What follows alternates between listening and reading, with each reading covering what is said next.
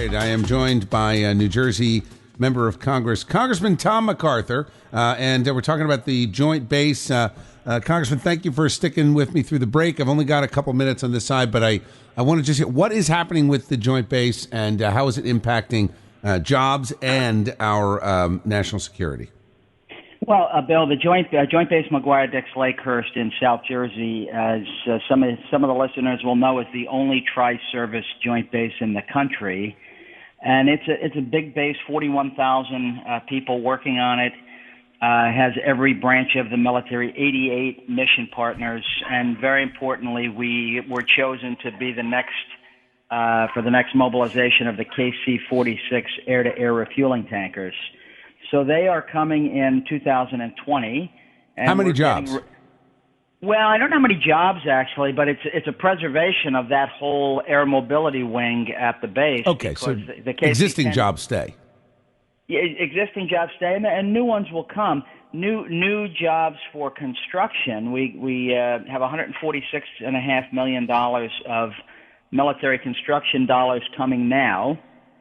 And I was there yesterday for two reasons. One, we had an incoming commander on the Army side, Colonel James Martin. I went to welcome him and to be there for the changing of the command. Mm-hmm. And then secondly, I toured all of the areas where that $146 million is being spent. So new hangars are going in. A massive hangar is going to replace two sort of falling apart ones. I went to the runways where some work has to be done to accommodate these new tankers. We've got new simulators coming in. It's a lot of preparation, and it's complicated because we have to keep the KC-10s working because they're used all over the world today to keep our planes in the air. We have to keep them working at the same time that the new tankers are coming in. And it's going to be difficult for both missions to exist. Can I ask you? Let me ask you: the Joint Base McGuire-Dix-Lakehurst. Is it often on the chopping block?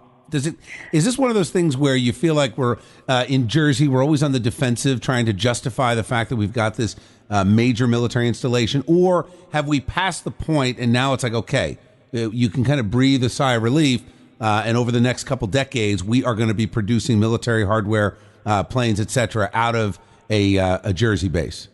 Well, I think it's a little of both, Bill. The base has been targeted for base realignment and closure before, and that's how the Joint Base was created in the first place, was to try to avoid that. And then you remember Fort Monmouth closed, and that still hasn't paid for itself. So these base closures are not the great solution everyone likes to talk about. Right. That closure never paid for itself.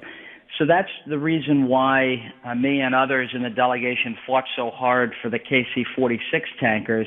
That's probably the linchpin mission out of all 88 missions. Mm-hmm. Air-to-air refueling, these flying gas stations, is one of the most critical missions in the military. It's the one that puts the most planes in the air the most of the time. Yeah.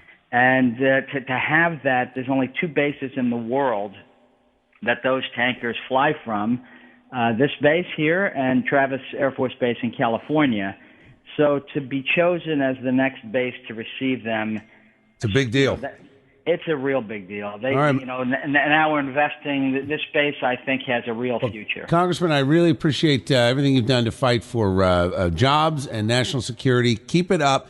Keep me posted on health care because I know that that's going to rear its head over the next couple of weeks, and I'm hoping that something comes out of this, before we hit the end of the year. So, Tom, always good to talk to you. You too, Bill. All right, have a great weekend. Congressman Tom MacArthur fighting for, honestly, for all of us. He's doing a very, very good job in D.C. on our behalf.